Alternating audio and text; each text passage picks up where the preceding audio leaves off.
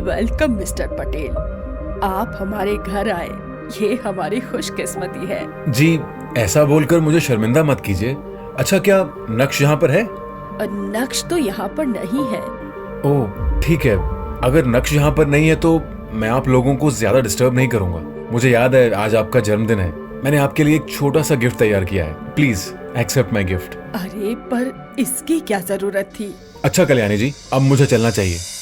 कार्तिक के आदमियों ने टेबल पर एक ब्लैक बॉक्स गिफ्ट के तौर पर रख दिया और वो सब जावेरी मैंशन से चले गए।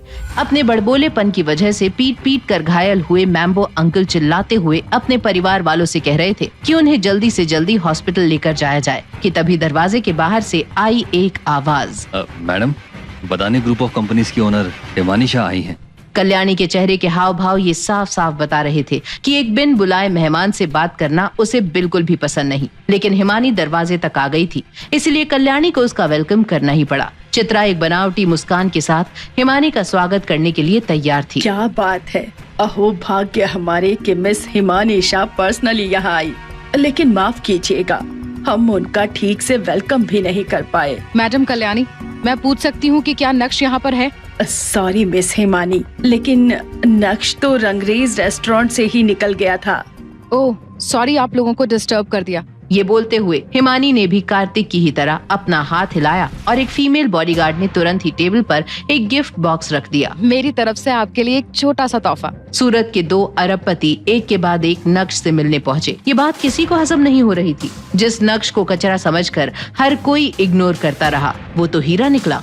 अरे कोई जाओ और नक्श को ढूंढकर यहाँ लेकर आओ। ये सुनकर अनिका फटाफट मैंशन से बाहर जाने लगी। जब विहान ने देखा कि अनिका बाहर जा रही थी तो वो भी उसे फॉलो करने लगा। मैंशन से बाहर आकर अनिका ने जल्दी से अपना फोन निकाला और नक्श को कॉल किया।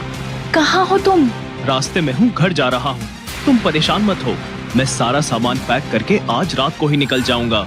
वेट फॉर मी, मैं अभी आ रही हूँ। अनिका ने एक टैक्सी रोकी और उसमें बैठकर निकल गई। जब अनिका टैक्सी से बाहर निकली तो उसने देखा कि विहान उसकी तरफ भागते हुए आ रहा था। ये देखकर वो अचानक से चौंक गई। अनिका, तुम घर क्यों आई हो? नहीं, वो बस ऐसे ही। अगर कुछ इम्पोर्टेंट नहीं है तो मेरे साथ वापस चलो, दादी हमारी शादी कराने वाली है। ये कहते हुए विहान ने अनिका का हाथ पकड़ लिया, लेकिन अनिका ने भी अगले ही पल अपना हाथ छुड़ाते हुए कहा, मुझे जाने दो और तुम भी यहाँ से चले जाओ। तुम नक्श को ढूंढते हुए यहाँ आई हो ना? नहीं, मैं उससे आखिरी बार मिलना चाहती हूँ। और विहान, भले ही दादी मान गई होंगी, लेकिन मैं तुमसे शादी नहीं करना चाहती। क्यों? क्या तुम सच में उस कचरे को पसंद करती हो? मेरी शादी को लगभग 3 साल हो गए हैं और 3 साल में तो किसी भी अनजान के लिए भी कुछ फीलिंग्स आ जाती है। क्या तुम सच में उसे पसंद करती हो? विहान प्लीज यहाँ से चले जाओ, मुझे अकेला छोड़ दो।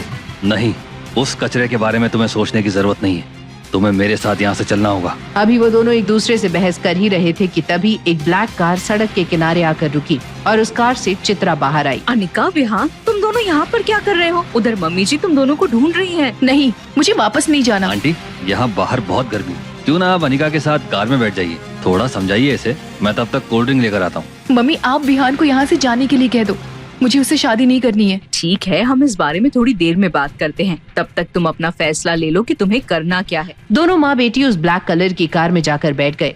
यहाँ विहान ने बेहोशी की दवाई कोल्ड ड्रिंक में मिला दी और अपने हाथ में कोल्ड ड्रिंक लेकर कार की तरफ बढ़ रहा था। विहान को इस तरह देखकर चित्रा के चेहरे पर मुस्कान आ गई थी। तुरंत ही चित्रा ने अनिका से कहा, अनिका देख, विहान को तेरी कितनी फिक्र है कि तेरे लिए कोल्ड ड्रिंक लेकर आया। आंटी, अनिका, लो कोल्ड ड्रिंक पियो और उसके बाद सोचो कि क्या करना है। जैसे ही अनिका और चित्रा ने विहान के हाथ से कोल्ड ड्रिंक ली, वैसे ही विहान डर के मारे अपने माथे से पसीना पोंछने लगा। अनिका और चित्रा दोनों ने ही आधे से भी ज्यादा कोल्ड ड्रिंक गटक ली। अनिका, मैंने फैसला लिया है कि हम वापस मैंशन जा रहे हैं। उस नक्श में ऐसा कुछ भी खास नहीं है कि तुम उसकी वजह से अपनी जिंदगी खराब करो। बस अब मैं आगे और कुछ भी नहीं सुनूंगी। नहीं मम्मी, मुझे नक्श। अनिका कुछ बोलने जा रही थी कि अचानक उसका सर भारी होने लगा और वो बेहोश हो गई। चित्रा के साथ भी कुछ ऐसा ही हुआ। विहान का भोला चेहरा किसी शातिर क्रिमिनल की तरह हो गया। उसने जल्दी से कार स्टार्ट की और निकल गया। नक्श, जो घर की बालकनी में ही खड़ा था, उसने इस नजारे को अपनी आंखों में कैद कर लिया था। 1 घंटे बाद जब चित्रा को होश आया तो उसने देखा कि उसे और अनिका को बांध कर रखा है। बचाओ, कोई है, हमें बाहर निकालो, बचाओ, बचाओ। अरे आंटी, क्यों गला फाड़ रही हो? आपको यहाँ पर कोई बचाने वाला नहीं आएगा। विहान, तुम ये क्या कर रहे हो? हमें यहाँ से जाने दो, देखो तुम अभी बहुत जवान हो, पागल बनकर अपनी जिंदगी बर्बाद मत करो। अभी इस वक्त मेरी नहीं, अपनी बेटे की जिंदगी की फिक्र कर। मैं बहुत सालों से बिजनेस की दुनिया में मेहनत कर रहा हूँ, लेकिन एक ही झटके में मुझे किसी ने बर्बाद कर दिया और मेरी सारी दौलत पानी की तरह बह गई। लेकिन फिर तुमने वो ड्रीम लवर नेकलेस कैसे खरीदा था? क्यों इस तरह कैद करके रखा था अनिका और उसकी माँ को? सिर्फ चंद पैसों के लिए किस हद तक गिरेगा विहान, या फिर रच रहा है कोई नया षड्यंत्र? चित्रा और अनिका को बचाने के लिए अब क्या करेगा नक्श? इन सभी सवालों का तुरंत जवाब चाहिए तो पॉकेट FM डाउनलोड करें और सुनें super hit series Insta empire.